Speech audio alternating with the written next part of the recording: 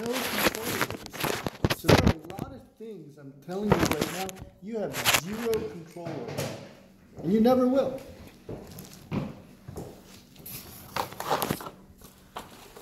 What you do have control over, and the only thing you can truly overcome is yourself.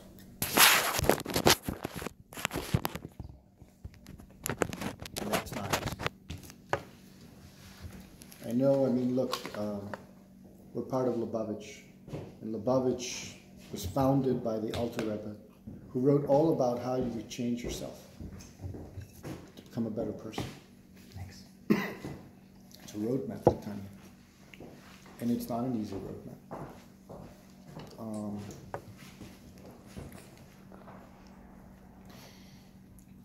In order to take whatever roadmap, and if you choose to follow the Alter Rebbe, I think it's great, because I think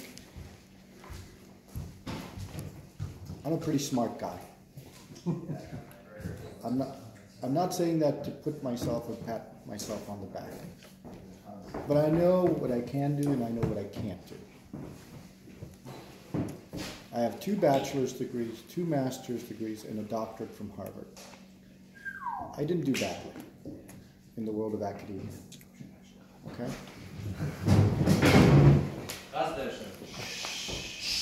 I have a beautiful wife. Yermi has met my wife, so he doesn't need to say it. Same brother's not to say anything. Yermi, very beautiful, I must say. I've seen a lot of beautiful women. Wow. Very beautiful. Because I know for young men, that's like, oh man, beautiful woman, that's it, you got it made. Your wife's a lawyer, helpful, no? Yes. She's smart. Yeah, my mother told me I have to show up today. She's like, you used to go to your meals and stuff way back in the day. Like, you know, we're going to Finas. Yeah. You know? Take a seat. Fine. Stay. So, John's in the kitchen. Oh, 9 hours, I have 6 children. it's very. I've done well financially. To give you an idea, I charge $5,000 for a speaking engagement. Oh, wow. I also do, but nobody pays it. And part of the reason why people want to hear what I got to say is because, and you probably, the reason why I'm saying this is to provide you context. It's because they don't understand how a person can have such an impact. And they want to understand how. And notice that I began by saying there are a lot of things you can't control over, and don't try to control them because you never will. Oh. But the one thing that you can try to control is yourself. If you can do that, you can whip out door handles. You could do just about anything. But if you can't control yourself, if you allow your own emotions to take over you, you will never be able to do what you really want to do.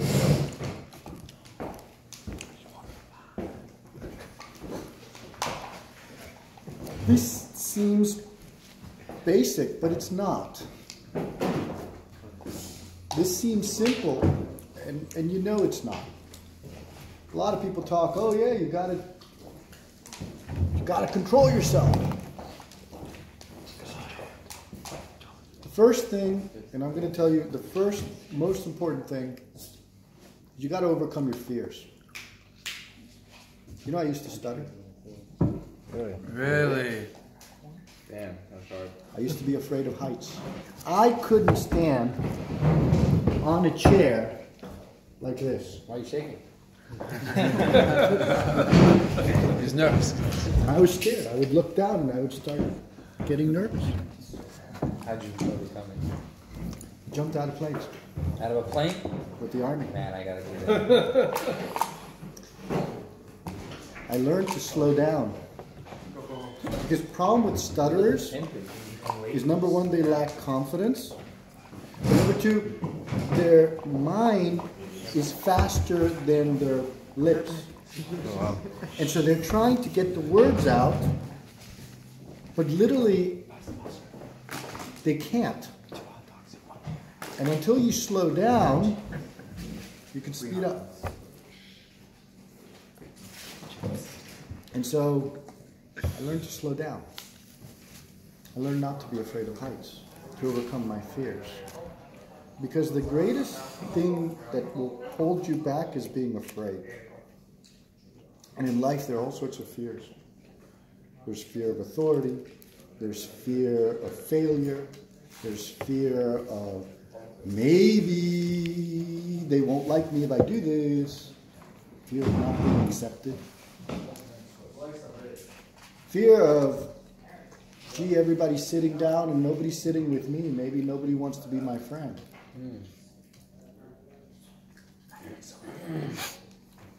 There's all sorts of fears. Fear of being alone. What if they're legit? Like, what if you actually are afraid of being alone? Well, are you going to tell me I wasn't afraid of heights?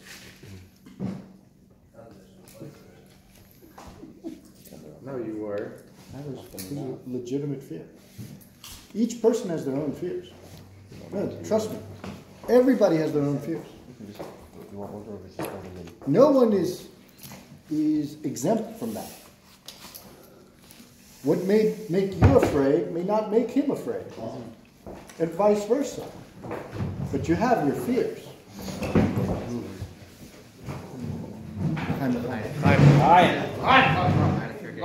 you know Eric Roman? Do you know Eric Roman? No? Remind me of him. He's got a shit together. The second thing that gets in the way is being arrogant. You know it all. I don't need to learn from this guy. I don't have anything to... Because guess what? I've been there, done it, seen it. I don't need to learn from this person. I got nothing to learn from her. The reason why arrogance gets so much in the way is because you get stuck. See, when you can learn from somebody else, you can actually escape the mental model that you have. As long as you say, I've got nothing to learn from. Look, I have learned from janitors. I have learned, and when I do walkthroughs, I learn from everybody. There's something wrong with janitors? Nothing wrong with that. That's what I'm saying. I learned from janitors. No, but I'm not joking either.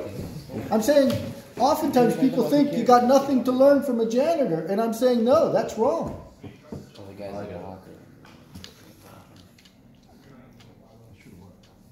People think, oh, I got nothing to learn from this person. And this is a huge mistake people make. And the third mistake that gets in the way is when you only think about your own feelings and don't think about somebody else's feelings. It's a huge mistake. But we all fall to it because, you know, somebody does something to you. Hey, I'm hurt. How come this person did this to me? That means they must be bad. There's something wrong with them. And you're not really thinking, well, what's making that person tick? Why is the person behaving the way they are? Maybe a little patience and find out and ask some questions. Could unearth it has nothing to do with you. And all your hurt feelings are really your own imagination.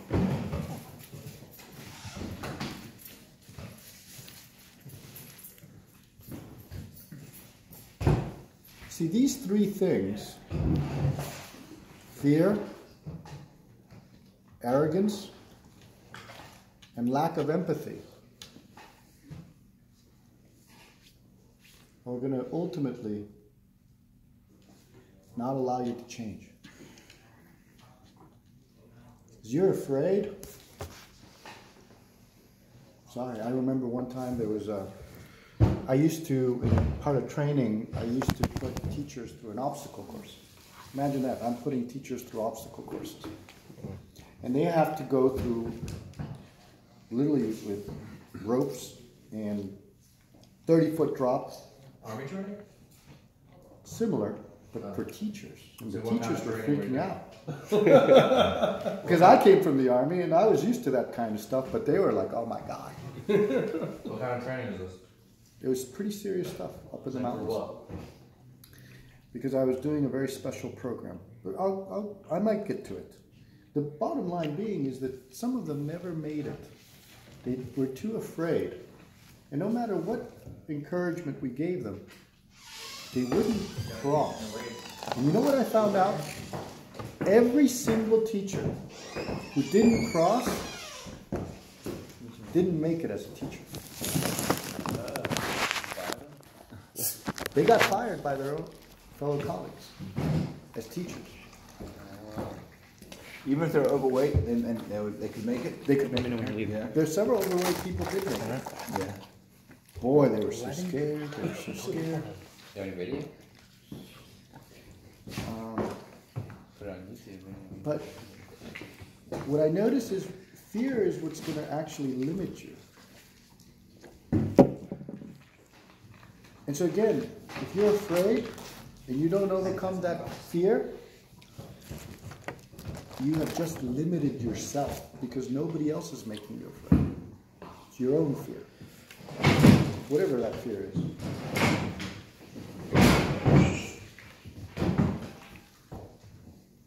And the arrogance, once again, I'm going to reiterate, boy, when people think they're so full of themselves, they got nothing to learn from anybody else, it's a waste of time.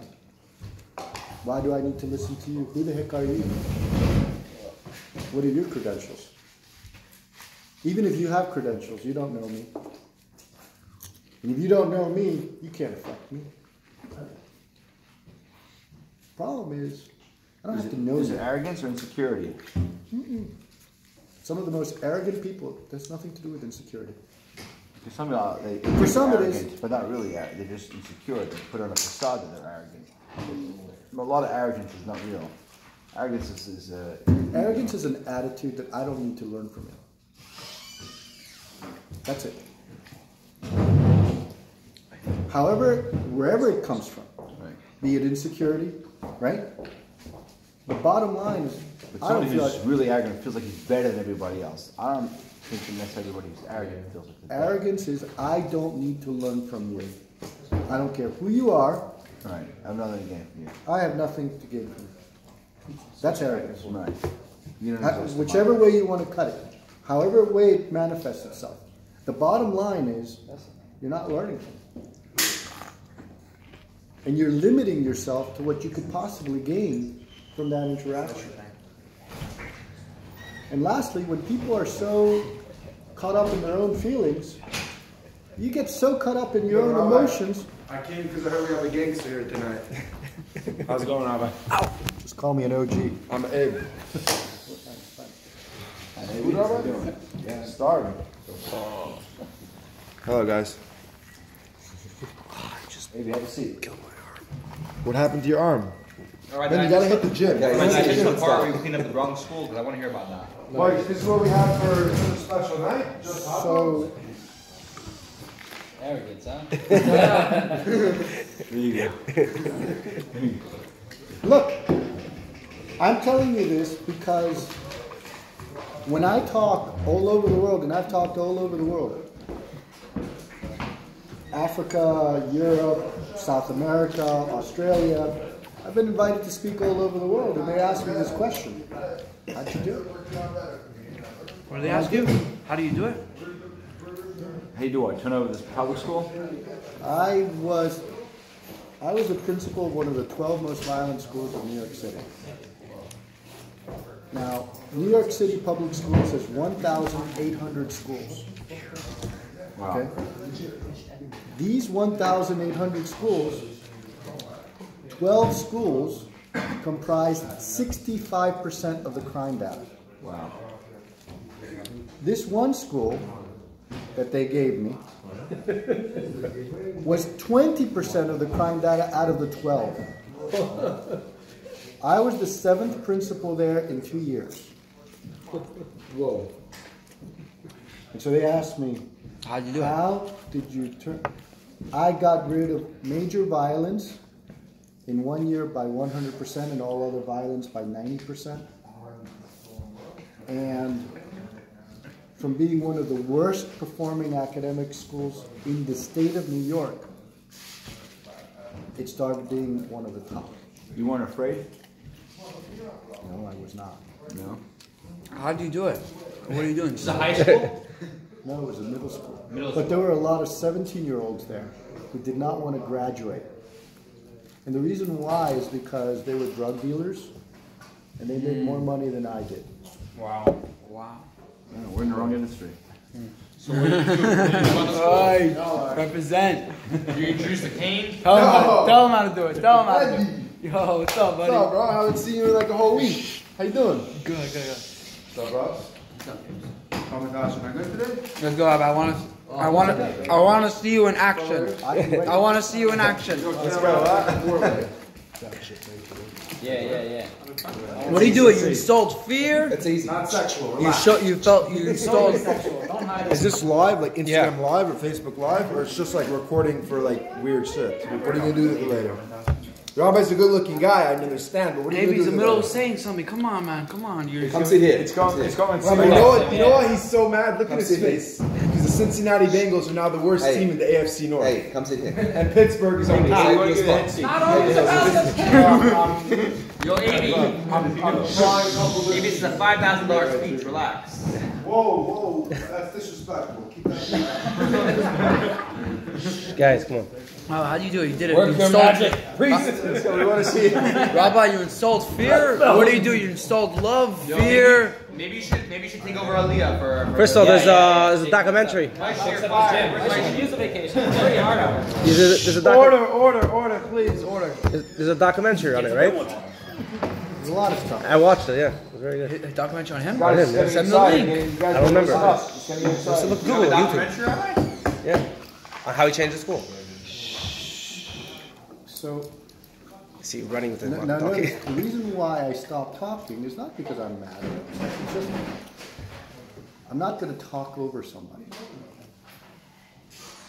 Obviously, some people feel, hey, I want to make my presence known.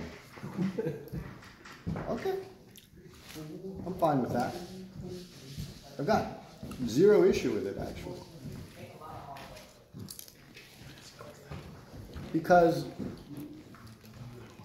that's the very problem that most of us have. Right? So want to listen? Notice, and I said, the second problem, right, being arrogance, and I don't really care what any of you think.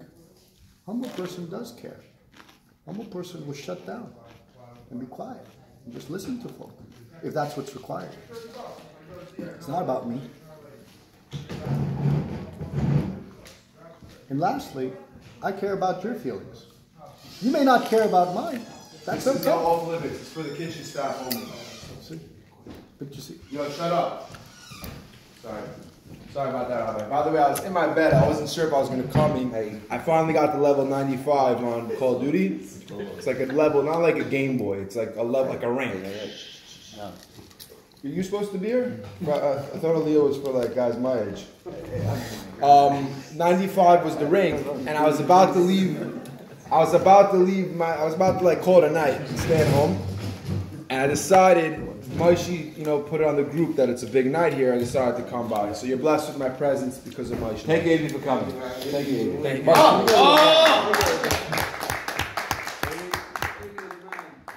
Thank you guys. Abe's also. Maybe Abe. Rabbi, can you repeat what you said? Rabbi, I've been sober for. I was smoking weed every day since I was 15 years old, and I just stopped smoking for I did like 4 months. Okay, it's not a sober program, but yeah, you can clap. I did 4 months, and then smoked a few weekends in a row, and now I'm back on the sober train. He's back in. This time for good. Robbie wants him to be like 6 months clean, never again. Woo! It's not the game. You know, the game is real. I fell and I fell again and again, and now I'm back on my feet. It's tough. It's tough. It's tough. It's not easy when you're a young guy in Crown Heights. You go hang out with all the guys and like everyone's just smoking and like these are the guys you look up to, you know? I mean, they all look up to me really, like. But still, there's still some peer pressure to like be the man. You know, I was saying a little earlier how Guys. each of us have our own challenges. And everyone, I don't care who it is, everyone has it tough. You think I have it easy? I talk a lot to my mashpia. I talk a lot to my mentors. I face terrible challenges. I got to pay the bills. And when you are married and you have children, you know what that means. Oh yeah. Yeah. An 18-year-old Schmendrick says they got tough. They don't know what tough is until you get married and have children. Everyone's got their own tough. Yeah, wait till you're 22 and live at home. That's crazy, man. No, I'm just saying, like, look, you get it. At whatever age you are, you're going to have it tough. You're going to have it tough. The question is how you handle yourself. What is your attitude? And I named 3 things, and there's a reason why I named those 3 things. All of research today, in order to be able to find what is a successful leader, a lot of the research has actually been on humility. There's a book called Good to Great of great CEOs who have built fabulous companies, and they have more success than arrogant CEOs. They have done a meta-analysis of thousands and thousands of companies, and they have analyzed leaders. And you know, the humble leader almost invariably builds better companies that outlast them. The superstars, oftentimes, when they leave the company collapses. Well, makes sense. Parshas Vayikra, the small Aleph, Moshe, as we get into, right? Moshe, that's why Shneur doesn't want to let me go. No, it's okay. I'm a big I'm glad you're superstar, saying but- that. Yeah, perfect. It's perfect blessing. Generally, when a superstar leaves the company, words of wisdom, Rabbi. Yeah, the company collapses. That's why they don't. Where I'm working right now, they don't want to let me go. They're like, Avi, like make us build, bother everyone at work, disturb the whole office. But because you're performing so much, are you happy? By the way, like they're still asking me, are you good? I'm a top closer over there. That's right. Like arrogance. Yeah. So I have to pay. But Rabbi, I had to pay 500K in taxes this year. Oh, this is great. That's how much I paid. Just for you. That's a good sign. I see you. Okay. Not how much I made. That's how much they took from me. Now you do the math.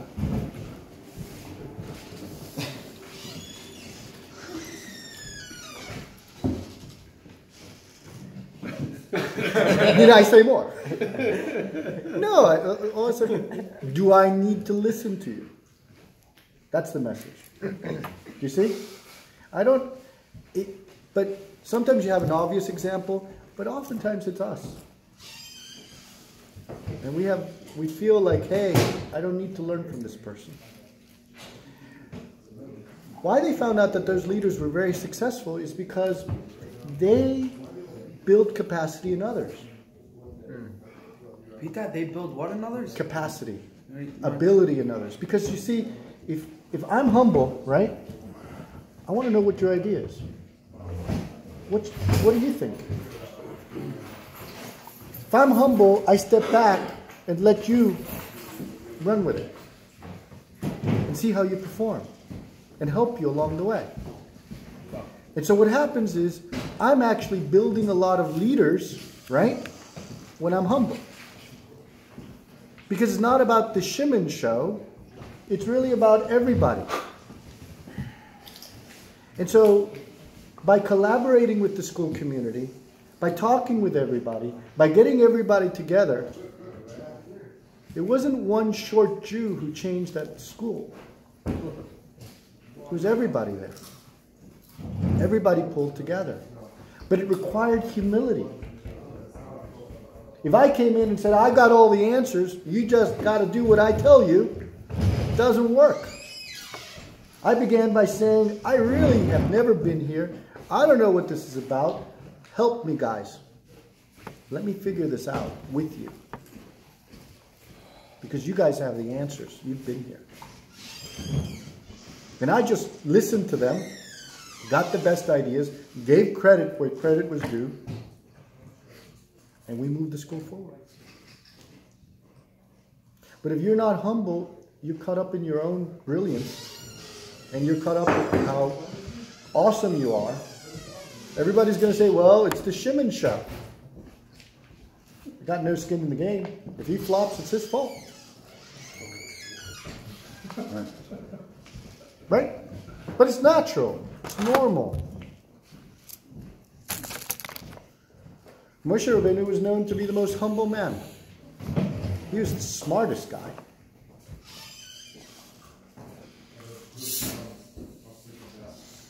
He built such an organization that's alive today. The fact that I have a beard, I'm wearing a yarmulke, tzitzis.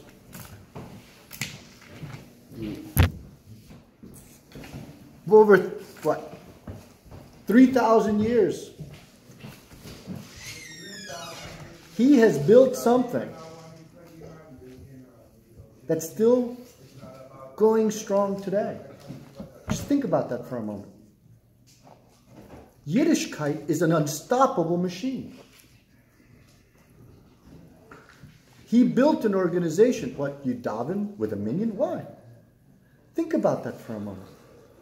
It builds a sense of community. It builds a sense of friendship. It builds a sense of camaraderie. Wherever you go. Yid, let's daven.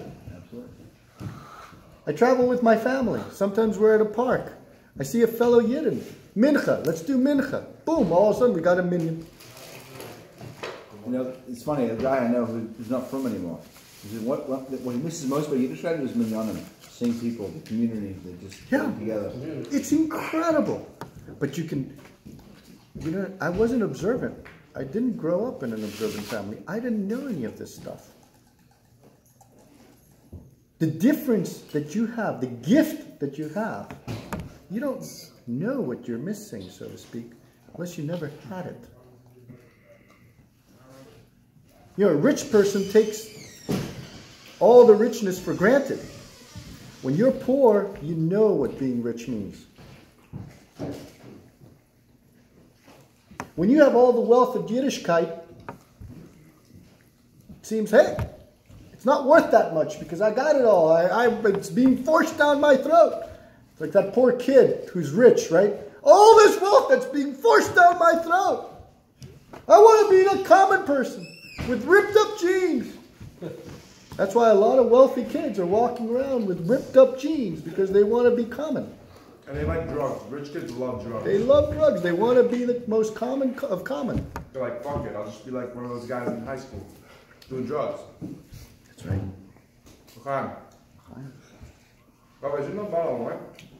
And then comes Moshe Rabbeinu, and Moshe Rabbeinu wasn't interested in himself. Moshe Rabbeinu what? He wasn't interested in himself, his legacy. What's his legacy? His children never became leaders.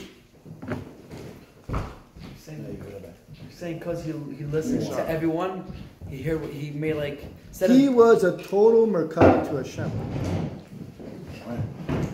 He listened to Hashem, and it was like Hashem said it. Boom, no question. How does that fall into place? What you were saying before, that he was such a good leader because he listened to everyone, like a leader, like he listened to everyone's ideas. Oh my gosh, look at Slavchad's daughters, right? Remember with the women who said, well, what about the land? Since our father, we have no males, right? He didn't know the answer. He told them, I don't know, let me find out for you.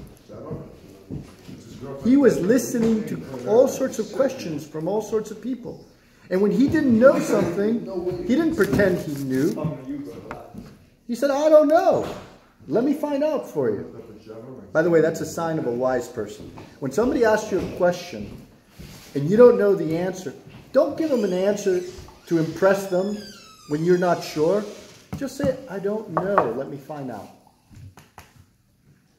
I don't know. Be honest. You can compliment them on a great question. What's that? Compliment them on a great question. That's right. Moshe Rabbeinu did. He said, well, that's a great question. I have no idea. Can you imagine? Moshe Rabbeinu. Yeah, the inventor of the Torah. Yeah. He didn't know. And he was okay by saying, I don't know. That's amazing. He was the richest man in the world.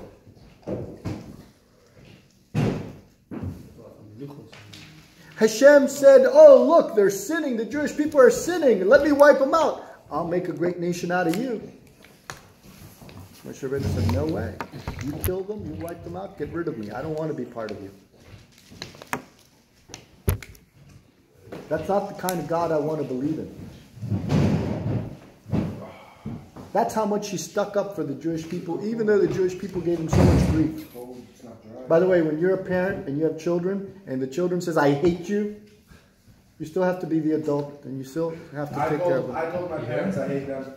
He tells his parents. I tell them still today sometimes that I hate them. But your parents, Even though they've done the world for me. And like, I tell my mom, like, I want ribs next week for dinner Monday. She runs all the way to Bar Park to get my favorite ribs. Like, wow. My mom's my queen. I love her. She's like, I would move out of the house right now. You can get over the money. I just told you, I paid $500K in taxes. I can move out tomorrow. I would never, because I need to be with my mother. So if you could pay $500K in taxes, I don't need to do this one for free. You can pay me the $5,000. That's between you and Moishi. I'm not a part of it. Okay. So you Pony up. You want to talk? Pony up. Pony up? Money talks. I'm just saying, Money talks. Otherwise, No, walk. but this is, you know, like mic drop, this is my platform. This is where I talk. You want to come into my place and talk? I'm more than welcome. I was invited here to speak at this point in time. Were you? I'm a member. I don't get No, invited. but were you? I'm a member. No, hold on a second. I'm asking you. Were you invited to be the speaker tonight? No, that was you, sir. Ah. Sorry. I didn't mean to. No. Maybe you're on next week. Get ready. By the way, I don't charge You really 5K. should. You really Rabbi, should. I make 5K off a 10K deal. You're gonna pay me 25,000.